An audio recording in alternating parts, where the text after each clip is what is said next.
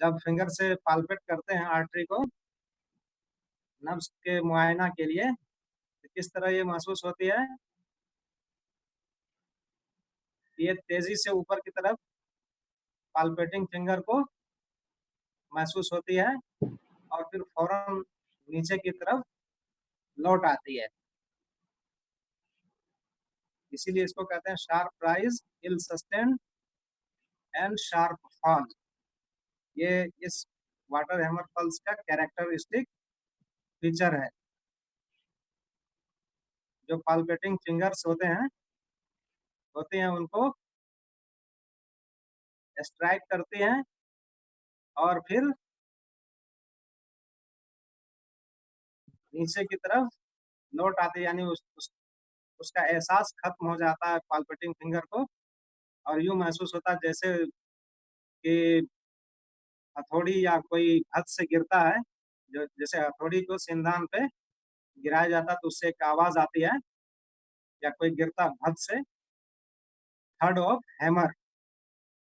Hammer की सी आवाज महसूस होती है। इसलिए इसको वाटर हैमर पल्स कहते हैं। Strikes the palpating finger like a third of hammer, water hammer pulse।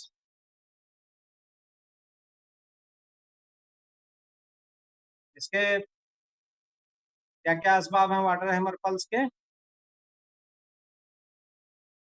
सबसे अहम सबब, मोस्ट कॉमन काज क्या है? Aortic incompetence,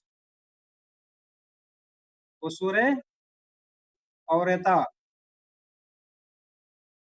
The most common cause of water hammer pulse is aortic incompetence, and then other causes are also included, such as all those causes are high volume pulse।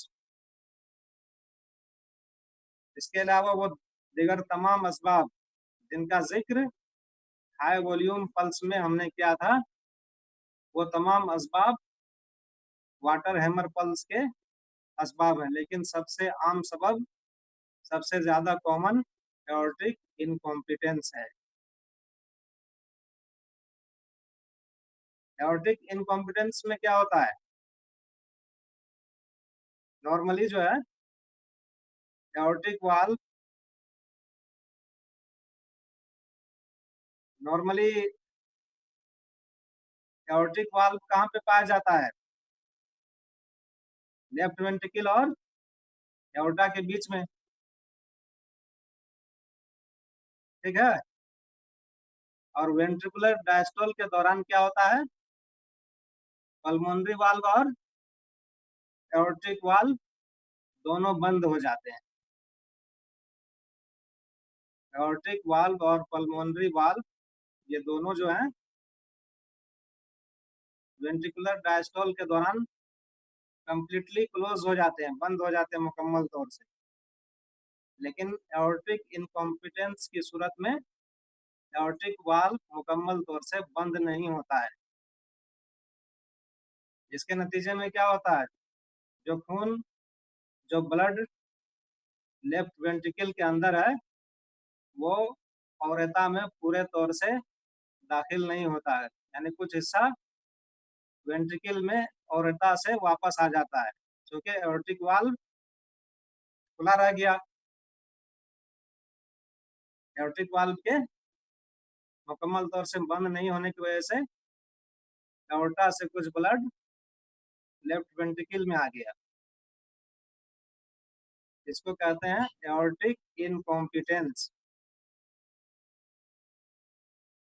ठीक है। और दूसरे असबाब क्या क्या है वाटर हैमर पल्स के? Pregnancy, हमल, थायरोटॉक्सिकोसिस, तसम्मुम में दर्द किया, या इसी तरह से एक्सरसाइज के बाद, आफ्टर एक्सरसाइज, एथेरोस्क्लेरोसिस, तसल्लुब शराइन। इसके अलावा और भी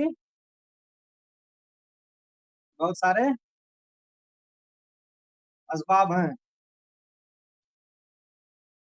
जिनकी मौजूदगी की वजह से पल्स किस तरह की मिलती है, वाटर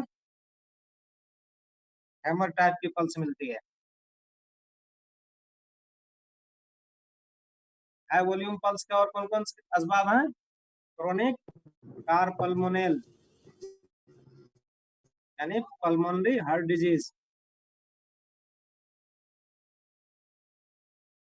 या हेपेटोसेलुलर फेल्योर,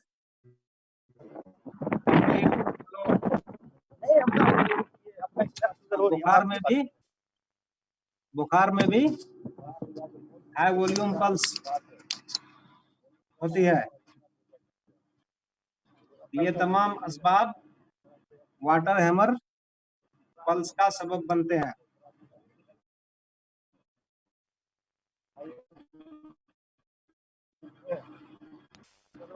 इसका नाम वाटर हैमर पल्स क्यों रखा गया है?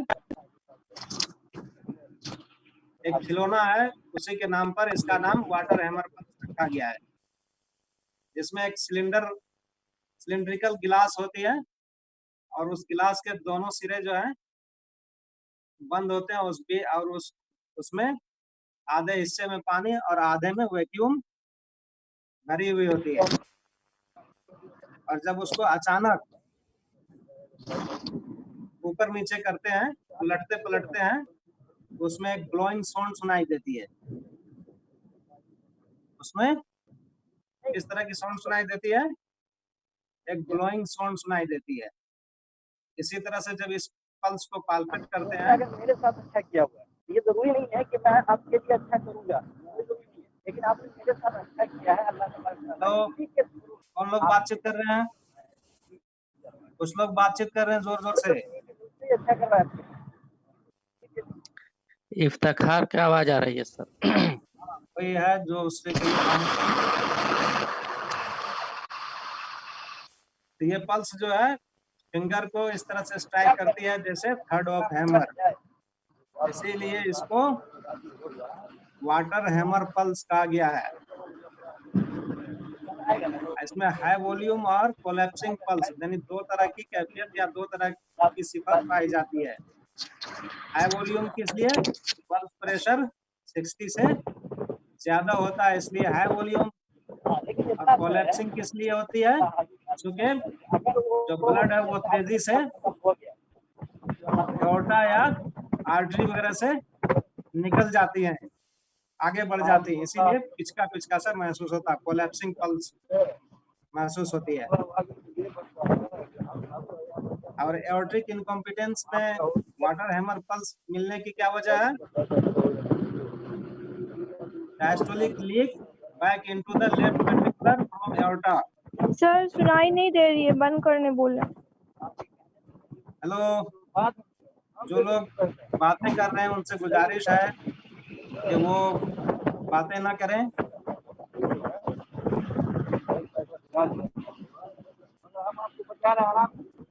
इफ्तिखार के ऑडियो से आवाज आ रही है सर। इफ्तिखार अहमद, नहीं तो मैं सबको म्यूट कर दूंगा। स्टार्ट करके और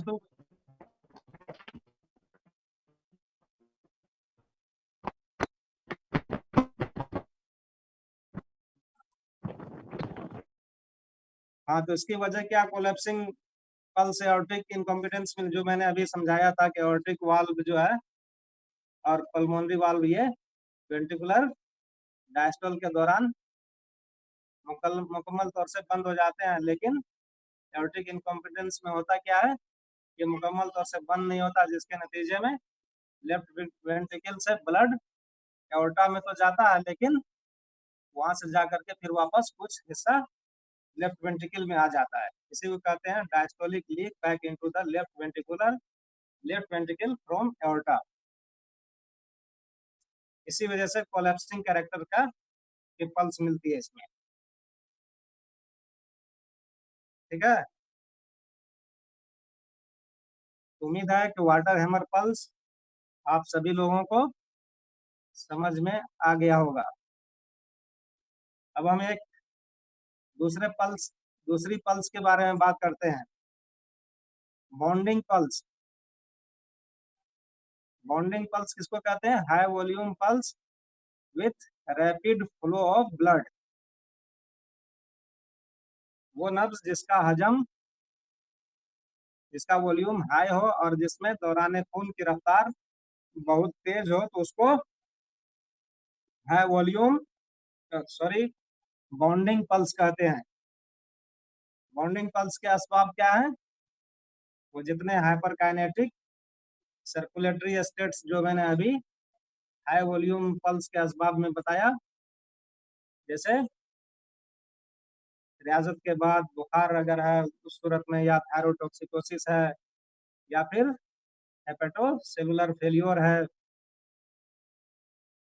एथेरोस्क्लेरोसिस है, या कंप्लीट हार्ट ब्लॉक है, इन तमाम सूरतों में बॉन्डिंग पल्स मिलती है। Bonding pulse, high volume pulse with rapid flow of blood is called high bonding pulse. अब हम एक और एबनॉर्मल पल्स की बात कर रहे हैं, जिसको कहते हैं पल्सस पैराडॉक्सस। पल्सस पैराडॉक्सस। पल्सस किसको कहते हैं? लैटिन में पल्सस पल्स को कहते हैं, और पैराडॉक्सस हर वो चीज जो बज़ाहिर गलत महसूस हो, गलत लगे, लेकिन हकीकत में वो सच्चाई हो, तो उसको क्या कहते हैं? पैराडॉक्स। उसे क्या कहते हैं? पैराडॉक्स। इसीलिए इसको पल्सस पैराडॉक्सस कहते हैं। कॉन्फ्लिक्टिंग विथ एक्सपेक्टेशन, ये लफ्जी माने हैं पैराडॉक्स के, यानी समथिंग दैट सीम्स अनट्रू और illogical but is in fact actually true. यानी हर वो चीज जो जाहिरी तौर पर गलत महसूस हो मगर हकीकत में सही हो, उसके लिए कौन सा वर्ड यूज होता है? पैराडॉक्स। उसी से बना है पैराडॉक्सस, यानी लैटिन में पैराडॉक्सस कहते हैं और आम अंग्रेजी में पैराडॉक्स कहते हैं। इसमें जो पल्स मिलती है उसकी नोयत कैसी होती है? Pulse volume decreases with inspiration and increases with expiration. जब हम सांस लेते हैं या जब मरीज सांस लेता है तो पल्स का वॉल्यूम जो है वो कम हो जाता है, और जब सांस बाहर करता है तो पल्स का वॉल्यूम बढ़ जाता है। इसके बरक्स पल्स रेट में क्या होता था? साइनस एरिथमिया में सांस लेने पे पल्स रेट बढ़ती थी और सांस बाहर करने पे एक्सपायरेशन के वक्त पल्स रेट कम हो जाती थी। इसमें क्या होता है? पल्स वॉल्यूम सांस अंदर लेने पे इंस्पायरेशन के वक्त कम हो जाता है और एक्सपायरेशन के वक्त बढ़ जाता है। इसीलिए जब स्टेथो से हार्ट बीट को सुनते हैं तो हार्ट बीट तो सुनाई देती है, लेकिन जब पल्स को पाल्पेट करते हैं तो पल्स फील नहीं होती है। जबकि जब हार्ट बीट सुनाई दे रही तो पल्स भी महसूस होनी चाहिए। इसीलिए इसको पल्सस पैराडॉक्सस कहते हैं। इसीलिए इसको पल्सस पैराडॉक्सस कहते हैं। इसके बहुत सारे असबाब हैं, जिनमें से एक्यूट सीवियर एज्मा, शदीद ज़िकुन नफस, शदीद दमा की सूरत में इस तरह की पल्स मिलती है, या फिर कार्डिक टेम्पोनेट। कार्डिक टेम्पोनेट किसको कहते हैं? जब पेरिकार्डियल इफ्यूजन जो है बड़ी तेजी के साथ लाइक हो तो उसको कार्डिक टेम्पोनेट कहते हैं। रैपिडली डेवलपिंग पेरिकार्डियल इफ्यूजन, या फिर सीवियर कंजेस्टिव हार्ट फेल्योर, शदीद सुकूत कल्ब इम्तिलाई,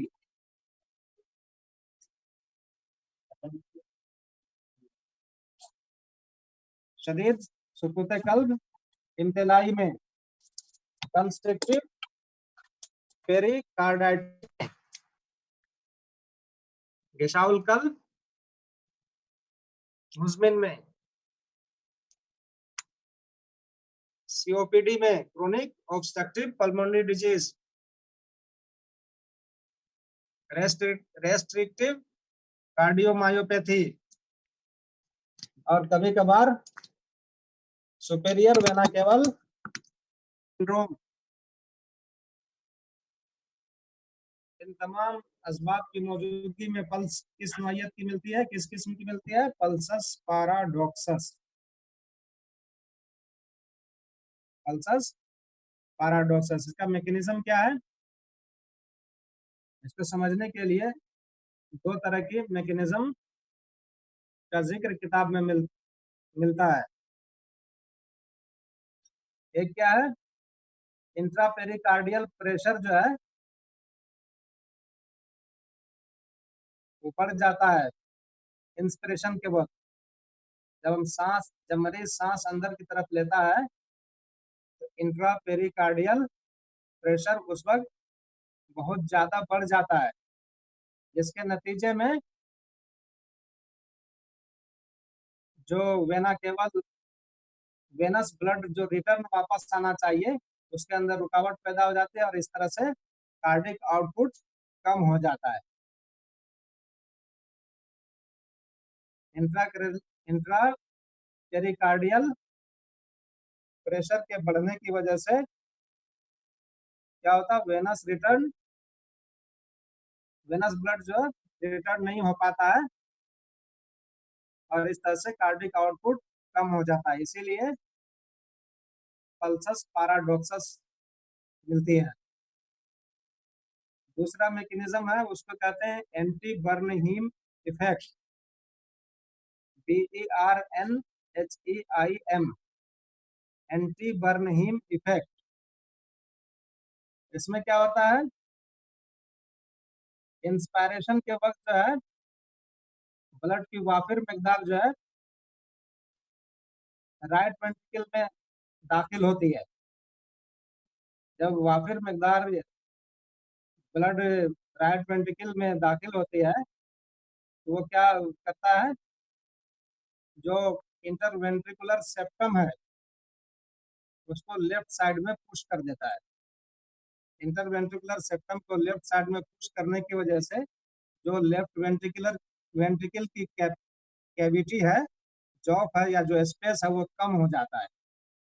उसके कम होने की वजह से कार्डिक आउटपुट कम हो जाता है। ठीक है, कार्डिक आउटपुट कम हो जाता है। इसीलिए जब शदीद किस्म का एज्मा होता है, या जो और भी असबाब जिसका हमने किया है, cardiac tamponade, severe CHF, COPD वगैरह, इन तमाम सूरतों में क्या होता है? जो नेगेटिव प्रेशर की डिग्री है वो इंस्पिरेशन के दौरान जनरेट होती है और वो बढ़ी हुई होती है। इसीलिए ब्लड की ज्यादा मकदार राइट साइड के हार्ट में आकर के इंटरवेंट्रिकुलर सेप्टम को पुश करके लेफ्ट वेंट्रिकल के कैविटी को कम कर देता है, जिसकी वजह से पल्सस पैराडॉक्सस टाइप की नब्ज मिलती है। पल्सस पैराडॉक्सस टाइप की नब्ज मिला करती है। तो आज पल्स का ये चैप्टर कंप्लीट हो गया है। आज से हम लोग फिर